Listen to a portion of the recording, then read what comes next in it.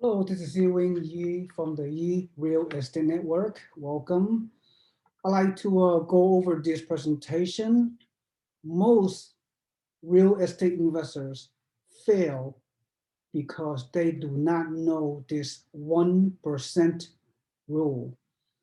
Once again, my name is SeeWing Yee from the Yee Real Estate Network. We are a nationwide real estate investment club, if you will. We help investors, regardless of their location, regardless of where they live physically in the U.S. You could be living in Laramie, Wyoming, or Portland, Maine, or Burlington, Vermont. It does not matter. You have the ability to purchase cash flow properties in the best markets in the country, and as long as you know the 1% rule. All right, I see many people fail. So we have risk investors for the past 15 years to buy positive cash flow properties using the 1% rule, so they can achieve multiple purchases of the best single family home rental properties in the country over time, so they can accumulate multiple portfolios using a favorable 25% down investor financing to leverage their portfolio so they can achieve their dreams of financial freedom by triggering their cash flow into passive income using the portfolio of properties so they can achieve retirement.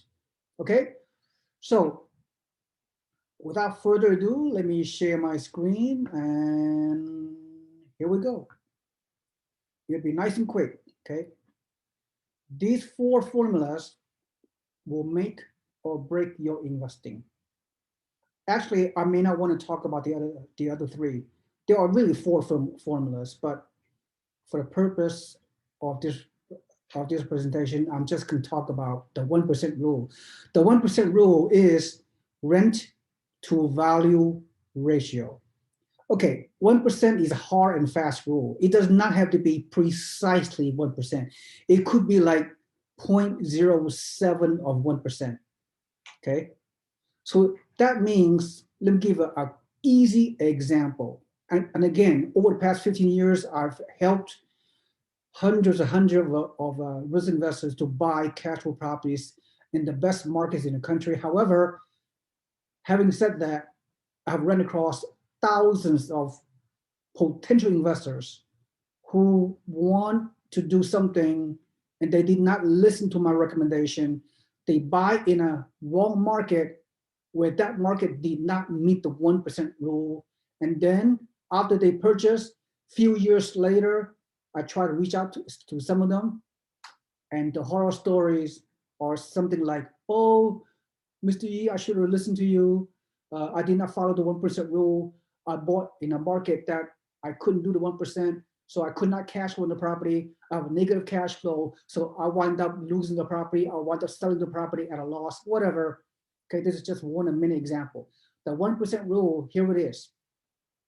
Okay, if you were to buy an investment property costing $100,000, multiply by 1%, what is your what's the answer? $1,000, right? That $1,000 represents the monthly gross rent. Okay, so that meets my criteria. That meets the 1% rule. That means whether you can pay all cash, whether you can do financing. So let's talk about financings. And most investors, they are wise to to get financing on investment loan for typically 25% down payment on a single family home purchase, right? So I'm not going to go through the cash flow analysis. Suffice to say that buying a $100,000 property that meets the 1% rule, giving someone a monthly projected rent of $1,000, then you minus the mortgage monthly, minus the property taxes monthly, minus the insurance, minus the property management fee, minus 5% vacancy factor, typically minus 5% maintenance factor, all those kind of whole 9 yards, and you still gonna have achieved a favorable monthly net positive cash flow. Okay, am I being very clear? I hope I am, right? Because I'm not going to repeat it. You're going to have to replay the video if you want to hear this very important, uh, you know, sentence. Now, however, I will I will deviate a little bit. If you're going to buy investment property, typically a single family home, right, or of around $150,000 to $200,000, obviously the 1% rule will probably not work because of the rising appreciation. We've been hearing about that lately, have we not? Right? If you have not been hearing about the real estate boom going on out there, you must be hiding under a rock because the news is out there. You know, historic low inventory, huge demand, record low interest rate, equal rising real estate prices. All right, so I'll stop at that. You know, you could listen to my other videos or go to YouTube video, look channels, look at other people's analysis, what's on the other aspects of real estate investing and housing market, what have you. Okay, let's get back to the 1% rule. 150,000 to $20,000, you're not going to get 1,500 or $2,000 monthly projected gross rent. You may get $150,000. You may get like 1,150, maybe $1,200 a monthly gross rent, which is, I don't know, but 0.07 or 1%. That's fine. That will give you the positive cash flow that you desire based on 25% down financing. Does that make sense? On a property around single family home, 3 bedroom, 2 bath, you know, typical, the best asset class in real estate of 200,000 to around 230,000, for example. And most of these properties are located in Texas and Florida, which in my opinion is the best area to buy rental houses of this price range, 200 to 230K, give or take, right? So all you need to calculate is around 0.07 of 1%. That means that $200,000 property, single family home, you should be able to obtain around $1,550 to $1,600 monthly gross rent. That equal to something like 0.07%, right? Okay, let's make that assumption. If you're going to buy a property of $230,000, right, single family home, the projected gross monthly rent could be around $1,750 or maybe $1,800. Those numbers make sense. 0.07 of 1% rent to value ratio. Okay, so again, giving the hypothetical scenario, you can do 25% down payment on a loan. You may get at current rate today, you know, coming toward the end of April, beginning of May, around 3.5% for investment loan rate, 30-year amortized mortgage. That's almost free money, by the way. Record low interest rate is still here available for everyone, including real estate investors. Take advantage of this. You will never see this ever in your lifetime again, right? Almost getting free, leveraging free money. Leveraging in real estate is the tremendous benefit that no other asset class can provide you.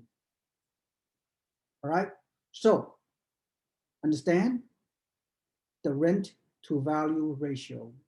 I only have a few more minutes. That's all I need to convey to you. Here it is, right? As I mentioned to you, 0.07.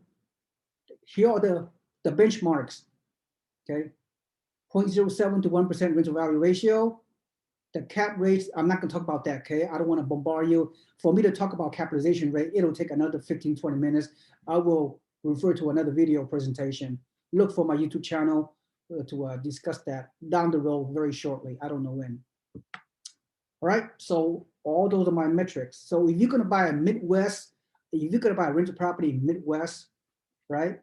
I mean, those are a lot lower price ranges, 50,000 home, right, to 100,000. You're gonna get 850 to 1,000.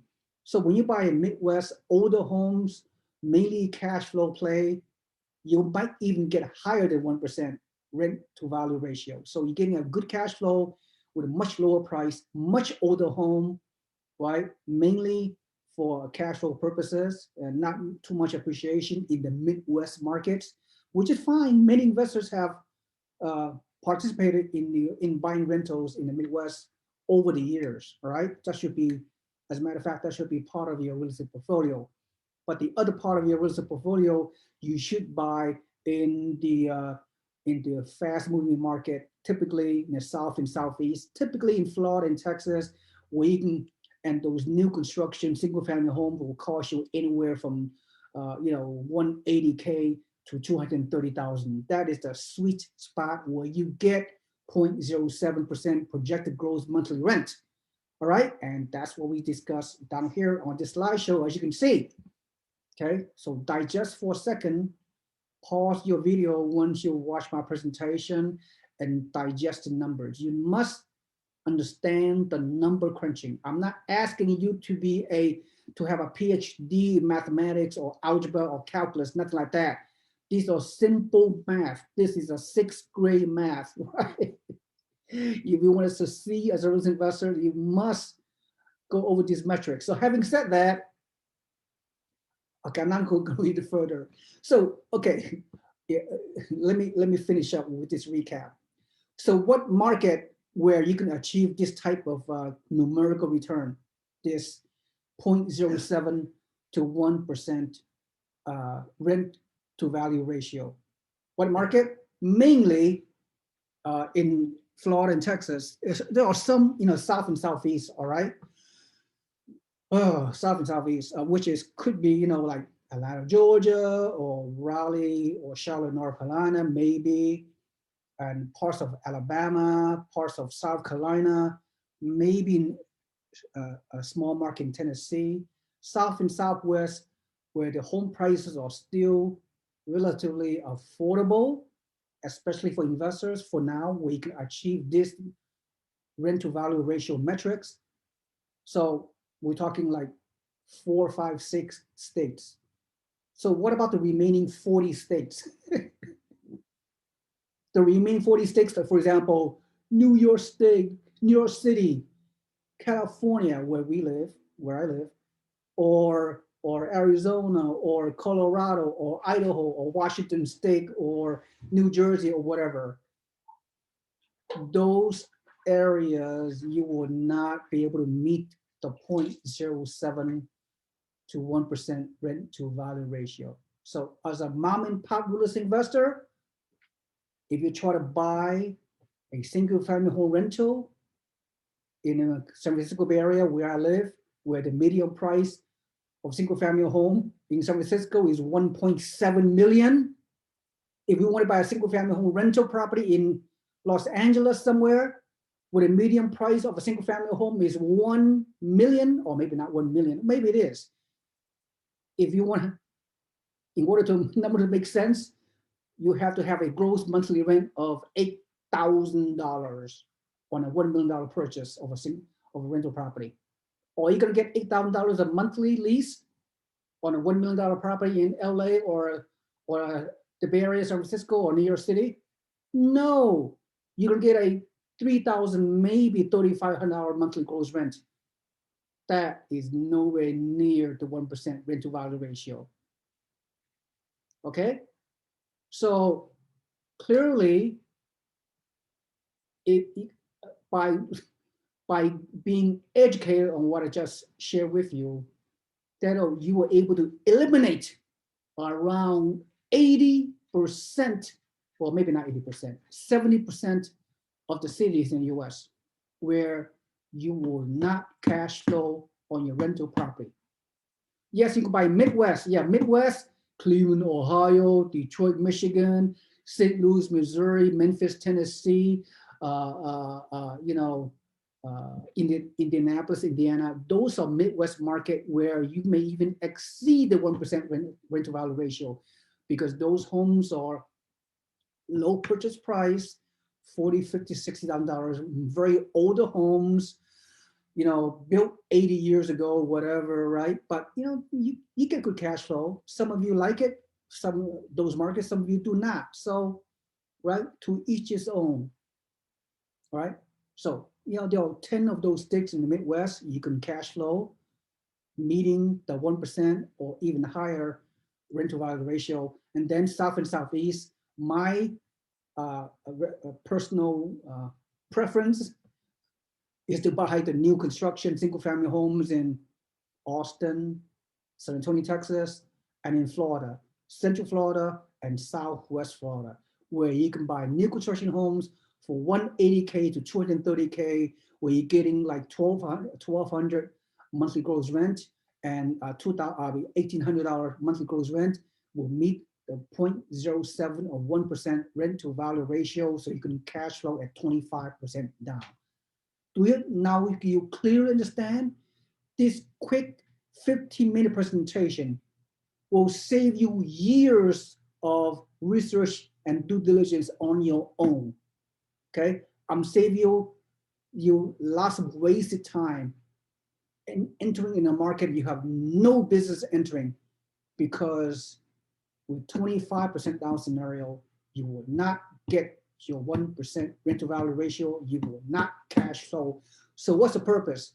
Why are you going to buy in California as an investor, as a mom and pop investor? Why you want to buy in Idaho or Washington State, where the median price of single family home is like $500,000 and the rent is only going to be $2,000 max? What is the rent to value ratio given that scenario? 0.03 of 1%? It doesn't make any sense. All right. So you can thank me later. I just save you tons of headache, tons of extra research and due diligence, which is unnecessarily. Right. I know there's more to it than that. Okay. I'm not going to cover. This is pretty much the end of my presentation. Right. I'm not going to cover any more the other aspects of buying properties. Right. Other than the numerical formulas that I just shared with you. There's many other factors, but this is a starting point. Okay, I have seen experienced investors in the past that do not even know how to calculate the rent to value ratio. Even experienced investors, let alone newbies, right? When you're a newbie investor, you know who you are. You have a big obstacle. You have a big challenge already, right? So I'm trying to educate you as quickly as possible so you can enter the arena of buying investment properties. Right? There's more to it, but watch for my YouTube channel for other podcasts, and of course, enter my website www.yeerealestatenetwork.com and log in your email on the newsletter database, and you will become our new free member of our real estate investment club. And then you'll be able to receive weekly investment opportunities through your email inbox about what we do and how we can help you. All right. So that's all I have to say. Thank you so much for your time. Appreciate that. My name is SeeWing Yee from the Yee Real Estate Network. Have a nice day. Goodbye.